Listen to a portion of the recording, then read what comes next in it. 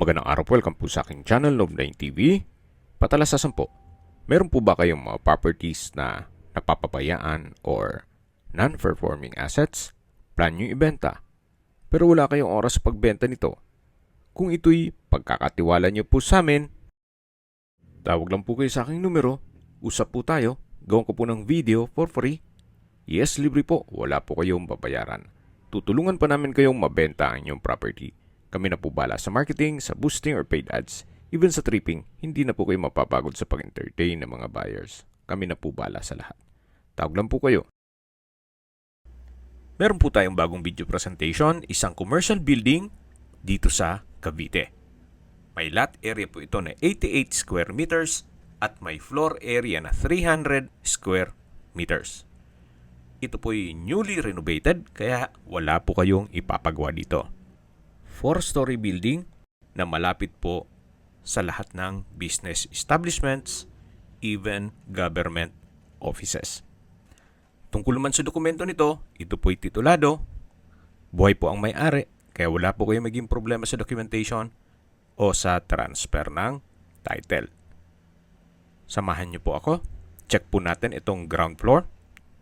Ang monthly rental po ng ganitong kalaking pwesto na commercial ay nasa 18 to 20,000 pesos. Naka-tile flooring, maayos ang pagkapalitada, may mga pin lights, at malaki po ang espasyo. Dito po sa dulo ay may service area. Open lang po ito, kaya meron pong natural ventilation. Pati po sa second floor, third floor, at fourth floor.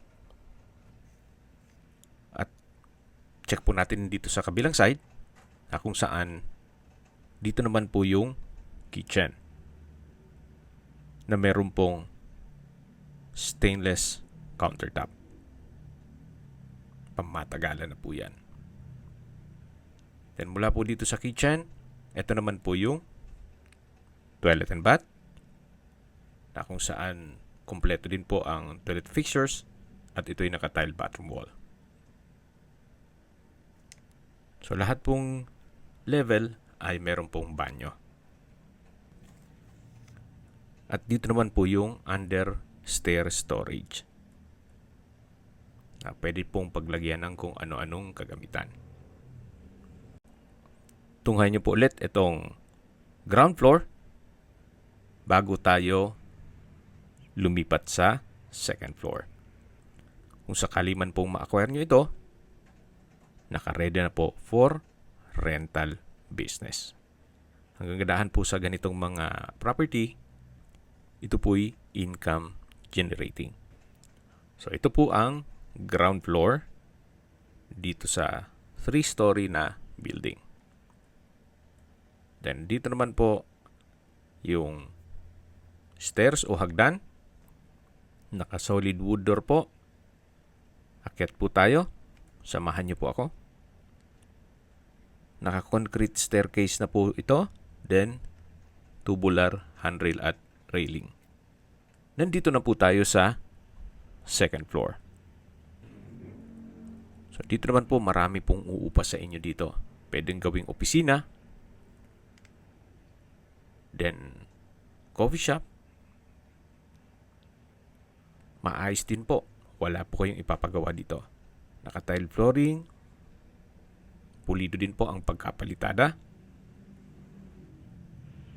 Maayos din po ang pintura ng ceiling at wall. At meron po itong access door na papunta naman dito sa balkonahe. At meron din pong security grill. At the same time, disenyo na rin po ng pasad ng building. Dito po sa labas ay naka-PVC ceiling panels. Then meron pong fire exit ladder. At pabalik na po tayo dito sa loob para check natin yung ibang parte nitong building. So ito po ulit yung second floor na kung saan open concept lang po. Walang partitions. At napakalaki po ng espasyo. Sa dulo po ay may owning type window.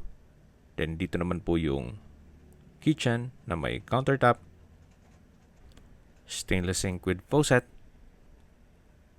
Then meron din po itong sariling toilet and bath, na kung saan may hand wash basin, water closet with bidet, shower, at ito'y naka-tiled bathroom wall. From floor to ceiling po yan. So ito po yung banyo ng second floor. Then meron din po itong natural ventilation. Ito po yung bintana na pinakita ko sa inyo kanina. At dun po tayo sa baba nakapwesto. Dun sa may service area ng ground floor. Yan po yung owning type window glass. At labas po tayo para tunghayin nyo po ulit itong second floor. Bago tayo lumipat sa third floor. So balik po ulit tayo dito sa hagdan. Then ganun din po. Naka-tubular handrail and railing at concrete staircase. Samahan niyo po ulit ako. Akyat po tayo. At nandito na po tayo sa third floor. Meron pong emergency light. Halos kasinlaki lang po diyan nung second floor. Then yung tile flooring, same design. May mga pin lamps, maayos din ang pangtura ng ceiling at wall. May sliding window glass. Then meron pong spasyo na pwedeng gawing kwarto, yung sa dulo. Or pwede rin pong gawing storage. Then sa dulo po ay meron pong owning type window glass. Yan po yung pintuan kung saan tayo pumasok kanina. Dito naman po ay yung understairs storage. Halos pares lang po nung sa baba. So marami din po kayong pwedeng ilagay na kagamitan dyan. Yan po ulit yung third floor. Tunghayan nyo po ulit. At lipat po tayo dito sa kitchen at toilet and bath. Naka-tile flooring din po dito. Then meron pong stainless countertop with faucet. Then open lang po ito. Then may wall-mounted na stainless rack. Ito naman po yung toilet and bath na may hand wash basin, water closet with bidet, tile bathroom wall, at shower. Halos same design lang po nung banyo sa baba. Then, lalabas na ulit tayo para lipat tayo sa fourth floor. So, ito po ang third floor.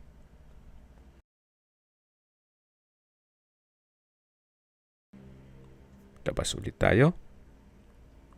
Then, ito naman po yung hagdan kung saan tayo pumani kanina. At dito naman po yung hagdan na papunta naman sa fourth floor na meron din pong pintuan. Ito naman pong fourth floor. Kung sakali man po na meron po kayong kapamilya na gustong maging caretaker dito sa building, ito naman po yung para sa kanila. Or kung sakali man po na gusto nyong dito na kayo manirahan para at least na mamonitor nyo itong building, so malaki na rin po ito na pwede nyong tirahan. Gawa ng meron din po itong sariling kusina at banyo. Naka stainless countertop din po siya. Then may security grill. Actually yung sa third floor po pala ay gagawan din yun ng security grill. At nandito na po tayo sa banyo na kung saan ganun din po ang disenyo. Pati yung mga tiles, halos same design. May hand wash basin, water closet, at shower. Then ito naman po yung hagdan sa roof deck. Naka-concrete staircase din po. Tubular handrail and railing. At pag akyat nyo naman, ay makikita nyo yung inyong mga magiging kapitbahay. Ang may access lang po dito sa roof deck ay itong 4th floor. Ang sabi naman po sa akin ni owner ay flood-free area ito. So ito po yung nasa mataas na lugar, kaya wala pong problema sa issue ng baha. Ito namang bubong, maayos pa po, kaya wala po kayong ipapagawa dito. Pag-usapan na po natin ang distance, location at travel time. Mula po sa Sangley Point International Airport, ang distance is 2 kilometers at ang travel time is 8 minutes. Mula naman po sa Cavitex Kawit Toll Plaza, ang distance is 14 kilometers at ang travel time is 35 minutes. Mula naman po sa Tirona Highway, ang distance is 12 kilometers at ang travel time is 30 minutes. Mula naman po sa Cavite Economic Zone, ang distance is 13.3 kilometers at ang travel time is 36 minutes. Mula naman po sa Cavite State University, ang distance is 13.4 kilometers at ang travel time is 35 minutes. Mula naman po sa Manila O's Airport, ang distance is 29 kilometers at ang travel time is 55 minutes. Opo, napakalapit lang po nito sa Metro Manila. Sa presyo na po tayo. Binebenta po ito ni owner sa murang halaga, 10.8 million pesos net. Ibig pong sabihin, si buyer na po ang sasagot sa lahat ng taxes at expenses with regard to documentation. Sa 10 million pesos, meron na po kayong 4-story building na ready na po for rental business. Kung may mga katanungan po kayo, tawag lang po kayo sa aking numero.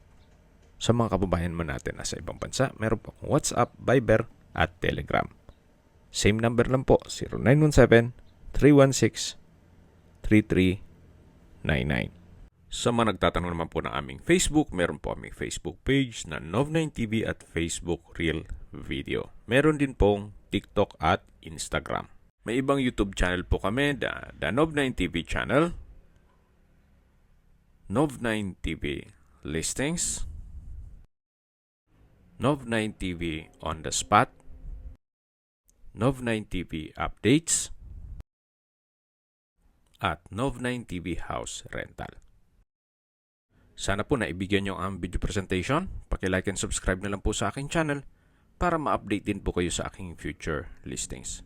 Kung sakali po hanap nyo yung mas malaking sukat ng lupa, meron din po kami ibang listings na pwede nyong pagpilian. Huwag po kayong mag-atubiling tumawag sa amin. Then, let us know your budget para malaman namin kung anong property pwede naming ilog sa inyo. Sa lahat pong viewers, subscriber at nagtiwala po sa amin, salamat po sa suporta. Ingat po kayo lagi at yung pamilya. Maraming salamat po.